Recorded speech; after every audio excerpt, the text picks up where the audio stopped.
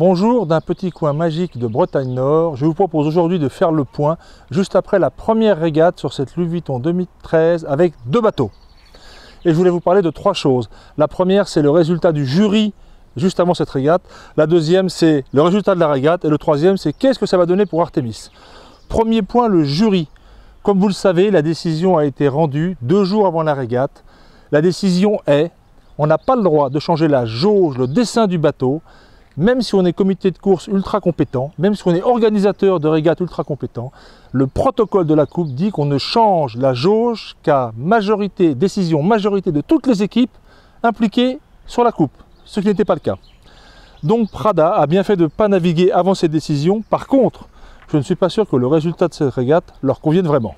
Venons-en à cette régate donc où les Néo-Z, dès le départ d'un point de vue match racing, ont carrément coincé les Italiens sur la ligne, qu'ils franchissent avec 10 secondes de retard, mais 10 ne plus vite.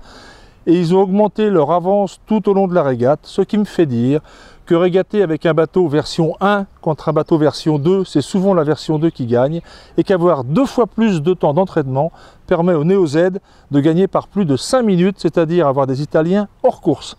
Regardez à nouveau ces vidéos, des empannages de 44 nœuds avec des pointes en bas à presque 20 nœuds, c'est parfaitement extraordinaire. Mais ce qui m'inquiète, c'est qu'avec 2 fois moins de temps que le Néo-Z, les Italiens ont pris 5 minutes dans la vue sans leur pénalité effectuée. Cela augure quoi d'Artémis qui n'a toujours pas foilé? Artémis, donc équipe suédoise qui a décidé très tard de foiler, qui a détruit son bateau 1 il y a 1 mois et demi et qui va arriver sur le plan d'eau pour foiler la première fois d'ici 2 semaines. Je ne vois pas comment ils vont pouvoir, ne serait-ce faire une bonne prestation autour du plan d'eau, quand on voit les heures et les heures de vol et d'entraînement que les Néo-Z ont mis pour eux y arriver comme hier. Rendez-vous donc le 21 pour la prochaine régate. Bonne semaine, bonne chance, au revoir.